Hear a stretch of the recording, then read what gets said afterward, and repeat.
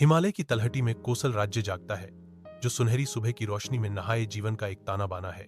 कोसल राज्य के द्वार पर अग्निबाण नामक एक रहस्यमय शी आते हैं, जिनकी आंखें आग की तरह जल रही हैं।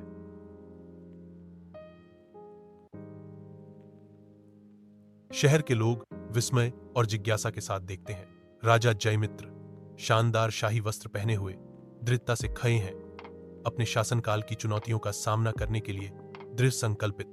राजा जयमित्र ने दृढ़ता से घोषणा की, अग्निसूत्र को खोजने की कसम खा रहे हैं। मंत्री और नागरिक चुपचाप इकट्ठे होते हैं, हर चेहरे पर चिंता और आशा के संकेत होते हैं। राजा जयमित्र के शब्दों के भार के साथ हिमालय की ऊंची चोटियों के बीच राजा तपस्या करते हैं। उनकी दृढ़ता बर्फीले परिदृश्य में गूंजती है।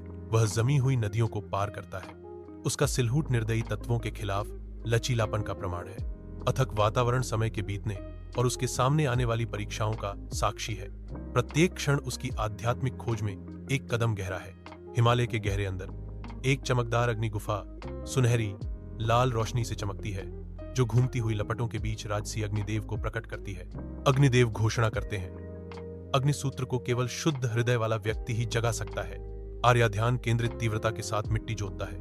उसकी भौहें एकाग्रता में सिकुड़ी हुई हैं। राजसी लोग श्रद्धा के साथ आते हैं, जिससे आर्या का श्रम बाधित होता है। आर्या हैरान फिर भी शांत रॉयल्टी की तत्काल गुहार सुनती है।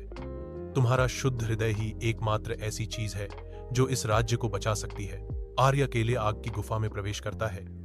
उसका हृदय शुद्ध है। As he advances, the flames gradually rise, and a divine light envelops him. स्वर्गीय अग्नि की ज्वाला में अग्निसूत्र सक्रिय हो जाता है। कोसल के ऊपर आकाश उज्जवल हो गया है। बारिश भूमि को पोषण दे रही है, क्योंकि राज्य नृत्य और उत्सव में आनंदित है।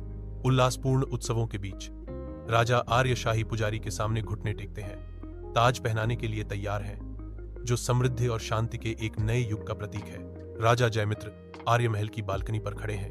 उनकी आकृति चमकते हुए डूबते सूरज के सामने बनी हुई है। सच्ची शक्ति शासन में नहीं, बल्कि हृदय की पवित्रता में निहित है।